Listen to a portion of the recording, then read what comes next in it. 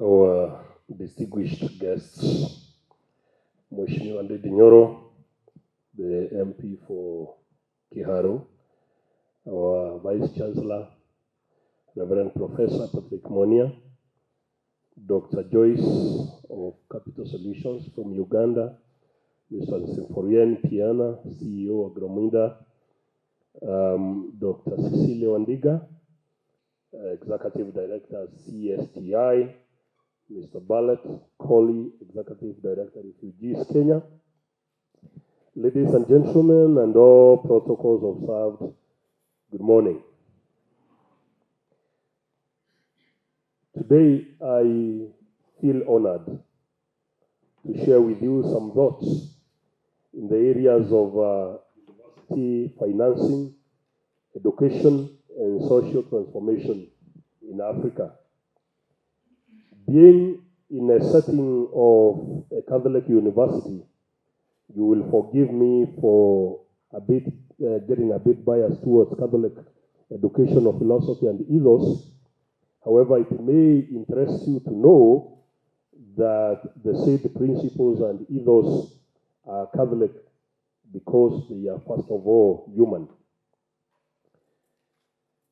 Describing a Catholic university, Pope John Paul II, in his Apostolic Constitution, Ex Corde Ecclesia of 1990, he says that a university born from the heart of the church has always been recognized as an incomparable center of creativity, dissemination of knowledge for the good of humanity. With every other university, it would share that gaudium de veritate, the love or the joy in the truth, so precious to very renowned teachers like St. Augustine, which is the joy of searching for the truth, discovering and communicating the truth in every field of human knowledge. An indispensable area of study in any university system is the phenomenon of the human being as a person or a group of persons and where they stand in relationship to the truth that a university pursues.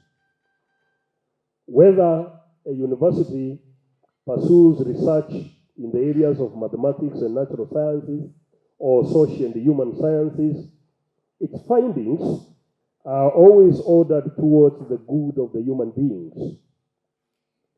In the same document, John Paul II insists that every Catholic university must then feel obligated to be entangled in issues of social justice and striving to improve the lot of the vulnerable poor of this world. The social transformation we seek in universities is one that appeals to the hearts of men and women to recognize that the good and the well-being of other human beings is their business. Clearly, a university is an integral and indispensable institution for positive transformation of Africa and its people. But we have a problem. The number of students enrolling in universities in Africa and the amount of money available for research and development is extremely wanting. As Wachira Kigobe would observe, the issue is that while the gross enrollment ratio for tertiary education globally has increased from 19% in the year 2000 to 40% by the year 2020, it is only in Africa that the ratio has remained under 20%. In sub-Saharan Africa, the average enrollment rate currently stands at 9.4%. It is only in Algeria, Botswana, Egypt, Mauritius, Morocco, Namibia, South Africa, and Tunisia, where tertiary education enrollment rates are more than 20%. Moreover, while the global average for public funding on research and development stood at 1.7% of global GDP at the end of 2023, Africa's funding average for research and development stood at 0.4% of its GDP. If you ask most African political and civil leaders as to the reason for such pathetic performance in the education sector, they will most likely blame lack of finances. Well, I agree that we have a weaker financial muscle, but isn't it partly our doing? With only our current resources in Africa, we are capable of doing much better than we are currently doing. As a society, we can finance education way better and achieve way better outcomes from our education system. You see, financing education is just one piece in a much bigger socio-political and economical ecosystem of any society. If we carry on nurturing socio-political and economic systems that are devoid of morality, that reward political and economic craftiness rather than hard work, that lack long-term vision for the country, but the myopic elections-tied programs, we will keep segregating the majority of our people in unacceptable financial exclusions. At Tangaza University, the unfortunate burden of asking students to pay their university fees dues rests squarely on my shoulders.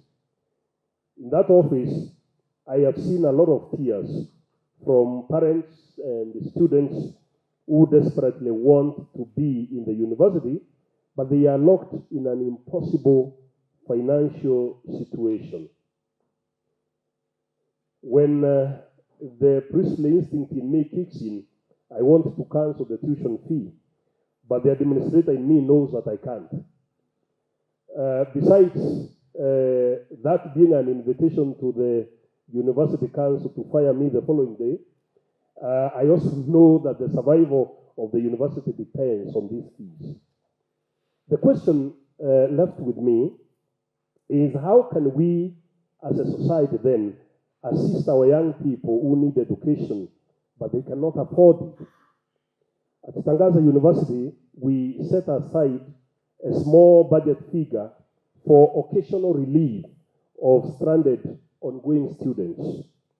We also get in touch with a few other partners like the Catholic agency, Missio Athens, for help. But this is only a drop in a vast ocean of need. As a society, both civil and ecclesiastical, we need to reflect and craft a long-term and sustainable plan for financing education and research in Africa. As I have already hinted, this cannot be achievable in isolation of the broader social, political, and economic reforms of our systems.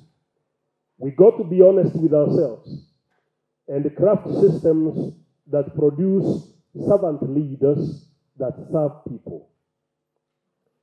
First, by cutting out the greatest cancer we suffer here in Kenya and in many African countries, corruption.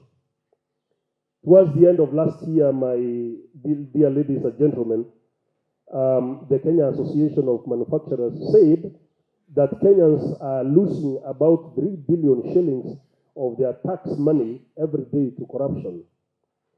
This is literally a hemorrhage unto death, unless Kenyans, for example, wake up and face the realities that are facing us and demand genuine change from our leaders. However, of course, we cannot wait to register zero corruption or claim to have enough money, because practically such a time may never come before we make plans for better funding of education and research. It means that our efforts must go from all fronts concurrently. I would for example, propose a national committee that includes all stakeholders, not serving short-term political goals, to come up with long-term, workable, and incremental strategies to fund education in our countries in Africa. My hope is that such a committee would make a detailed study of the entire social, political, and economic ecosystem of the society so that their proposals can make sense. My second proposal would be to appeal to the solidarity instinct that is fairly prominent in the psyche of the African people. In 1994, the Synod of African Catholic Bishops pointed out to solidarity as a virtue that is especially dear to the psychology of the African people. Consequently, Pope John Paul II would write, I quote him, "It is my desire," he says, "that Christians in Africa will become ever more aware of the interdependence among individuals and nations and will be ready to respond to it by practicing the virtue of solidarity. The fruit of solidarity is peace and inestimable good for peoples and nations in every part of the world. For it is precisely by means of fostering and strengthening solidarity that the Church can make a specific and decisive contribution to the true culture of peace." Here in Africa, I have ended the quote. Here in Africa, people can come together and fund education for our children and youths in common. Even if your own child may not directly benefit from the fund in the short run, and an example here has been given to us in Burkina Faso, where Captain Ibrahim Traore in 1 year raised 4.4 million United States dollars in voluntary contributions of the Burkina Faso people under a fund called Patriot Support Fund for their security. If such monies were administered and invested free of corruption, it can support so many youths in university education for the better future of Africa. My third proposal, ladies and gentlemen, is to the universities themselves, that the management cannot tire of finding ways to make universities financially resilient. Besides the tuition fees charged to students, we talk of developing viable business plans as universities. We talk of setting up endowment funds. We talk of international partnering with donor agencies. All these avenues need to be given serious thought by university management so that universities can survive financially. In conclusion, allow me to exhort all of you to continue exploring more ways of collaboration between entrepreneurs, corporates, and the universities, industry, and the academy, so that together we can make the education of our young people a service learning experience. We do a lot of attempts and effort here in Tangaza to make our education a service learning experience. And you have heard what Dr. Pete told us at the beginning. We have very beautiful things here. You want to check them out in our website. It will be, in the end, for the common good of all of us. And so, as I close, my dear friends, on behalf of Tangaza University Management, we feel honored to host you, and we want you to feel welcome and happy at Tangaza University. Thank you.